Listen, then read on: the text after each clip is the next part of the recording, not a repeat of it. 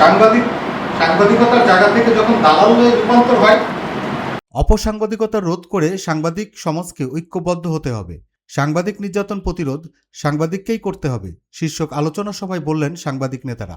শনিবার রাজধানীর ওয়ারীতে অবস্থিত রূপবাণী ভবনে জার্নালিস্ট অ্যান্ড রাইটার্স সোসাইটির উদ্যোগে আয়োজিত আলোচনা সভা ও দোয়া মাহফিল অনুষ্ঠিত হয়। দেশব্যাপী সাংবাদিকদের ওপর জুলুম ও নির্যাতনের প্রতিবাদ এবং প্রতিকার নিয়ে সভায় বক্তারা আলোচনা করেন। দৈনিক রূপবাণী পত্রিকার প্রকাশক ও সম্পাদক মোহাম্মদ ফারুক আহমেদের সভাপতিত্বে উক্ত আলোচনা সভায় জার্নালিস্ট অ্যান্ড রাইটার্স সোসাইটির নেতৃবৃন্দ সহ বিভিন্ন প্রিন্ট, ইলেকট্রনিক্স ও অনলাইন মিডিয়ায় কর্মরত সাংবাদিকগণ উক্ত আলোচনা সভায় অংশগ্রহণ করেন। উক্ত সভায় অন্যান্যদের মধ্যে বক্তব্য রাখেন ইনফিনিটি বাংলা টিভির বার্তা সম্পাদক সিনিয়র সাংবাদিক রুহুল আমিন, এশিয়ান টিভির ঢাকা দক্ষিণ সিটি রিপোর্টার ফয়সাল আহমেদ, দৈনিক জবাবদিহি পত্রিকার সহকারী সম্পাদক Mohammad Mohiuddin, journalist and writers সোসাইটির নরসিংদী জেলা সভাপতি সাংবাদিক লায়ন সরকার সহ অন্যান্য নেতৃবৃন্দ। আলোচনা সভায় বক্তারা সাংবাদিকদের সাথে হওয়া নির্যাতনের জন্য দায়ী বিষয়গুলো নিয়ে আলোচনা করেন এবং সেখান থেকে কিভাবে বের হওয়া যায় তা নিয়ে মতামত দান করেন। এ সময় অধিকাংশ বক্তারা সাংবাদিকদের নির্যাতনের মূল কারণ হিসেবে নিজেদের মধ্যে ঐক্যহীনতা, পরস্পরের প্রতি শ্রদ্ধা না থাকা, অপসাংবাদিকতা এবং সাংবাদিক নির্যাতনের অতীতের অভিযোগগুলোর বিচারহীনতাকে দায়ী করেন। এ সময় অনুষ্ঠানের সভাপতি ফারুক আহমেদ বলেন, তথ্য কালেকশন করতে যায় সেখানে যদি কোনো ঝামেলা হয় সাংবাদিকরা সেই ঝামেলায় পড়ে যায়। আর পুলিশ যখন রাস্তায় কোনো আন্দোলন নেয়, কোনো মুখ থামাইতে যায়, তো সাংবাদিক তো সামনে থাকে, ছবি তুলে সেটা সে দুই চারটা মাইক খাইতেই পারে। সেই মাইকটা কিন্তু আমরা কোনো রকম অবস্থান দিই না, যেটা পরিস্থিতির কারণে আমরা হয়ে গেছি। আবার কিছু আছে ইচ্ছাকৃতভাবে পাইছি অনেক থেকে।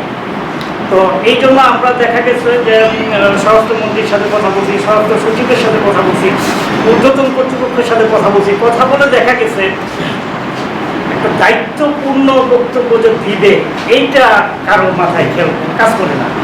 এটা পরে আমরা বলতাম যে ভাই আপনারা যদি কিছুই না বলেন তাহলে তো পরে আরও বেড়ে যাবে, তাকে এটাকে থামানোর জন্য আপনারা একটা বক্তব্য বিবৃতি দেন।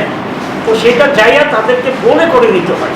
তো এই জিনিসগুলো আমরা আমাদের এখন যেই অবস্থা হয়েছে, মব যেহেতু জাস্টিস শুরু হয়েছে, এই মব জাস্টিসের উপরে অনেক লেভেলের লোক অপমানিত হয়েছে, অপদস্থ হয়েছে। এইটা আসলে আমরা কেউ কামনা করি নাই যে এরকম তার ঘটনাগুলি ঘটুক, কিন্তু ঘটছে। আমাদের সকলকে সাংবাদিক নির্যাতনের বিষয়ে সজাগ থাকতে হবে। সাংবাদিকদের মাঝে চলমান বিভাজন দূর করে ঐক্যবদ্ধভাবে সমস্যা মোকাবেলা করতে হবে। এক্ষেত্রে জার্নালিস্ট অ্যান্ড রাইটার্স সোসাইটি একটি গুরুত্বপূর্ণ ভূমিকা পালন করবে। আপনাদেরকে সাথে নিয়ে খুব শীঘ্রই আরও বড় কর্মসূচি দেওয়া হবে এবং সাংবাদিকদের সুরক্ষার বিষয়ে সরকারের উচ্চ মহল থেকে অধিকার আদায় করতে হবে।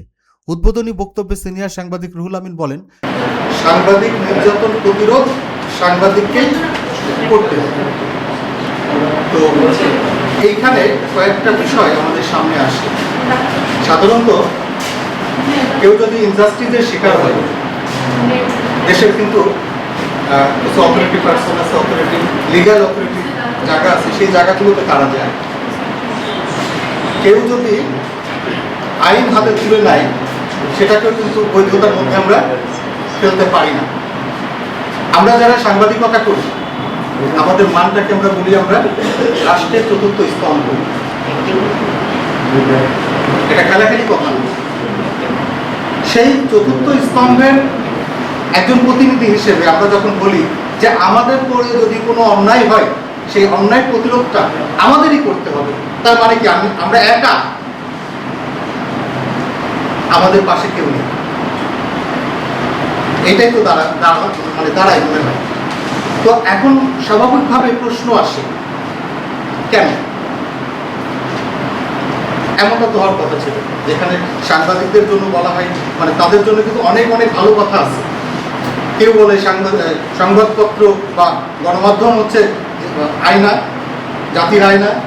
সাংবাদিককে বলা হয় জাতির বিবেক।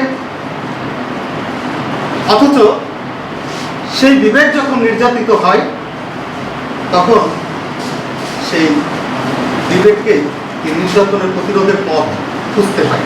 এটি একটি চরম নির্মম বাস্তবতার অবস্থা। কেননা বাংলাদেশের ইতিহাসে অনেক অন্যায়ের বিচার হয়েছে, শুধুমাত্র এই সাংবাদিকরা কোথাও বিচার পায়। কয়টা রেফারেন্সের কথা বলি, এটা আপনারা জানেন, অনেক সিনিয়র পার্সন আছে, সাগরগুলি বলি, সাংবাদিক বাবু হত্যা বলি। আমার মনে পড়ে না যে কোনো সাংবাদিক হত্যার প্রপার রায় হয়েছে, হয়নি। তার মানে কি সাংবাদিকরা নির্যাতিত হয়নি? তো আসলে একটা রোগ ধরতে গেলে আমরা রোগ উপসর্গগুলো বলতে পারি, কিন্তু ডায়াগনোসিস করাটাই হচ্ছে মেন। তো আশা করবো যে আপনারা যারা বিজ্ঞ আছেন, প্রতিরোধ করার আগে কেন আমরা নির্যাতিত হচ্ছি সেই পথটা যদি আমরা বন্ধ করতে পারি, তাহলে নির্যাতিত হওয়ার কোনো প্রসঙ্গ আমার মনে হয় আসবে না।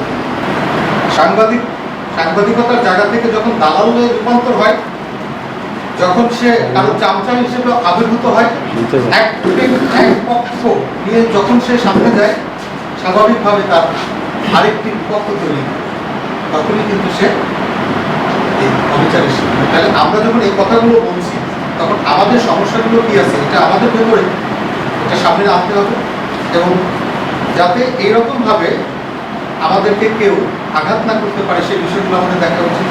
পাশাপাশি যারা ভুল ধারণা সাংবাদিকতা করেন, তাদের মধ্যে থাকতে পারে ব্যক্তিগত অনেক অনেক পছন্দ অপছন্দ, সেগুলোকে মিটিয়ে অন্ততপক্ষে সাংবাদিকতার জায়গায় মূলে এসে একটা ঐক্যবদ্ধভাবে আমাদেরকে দাঁড়াতে হবে, নো স্টিম।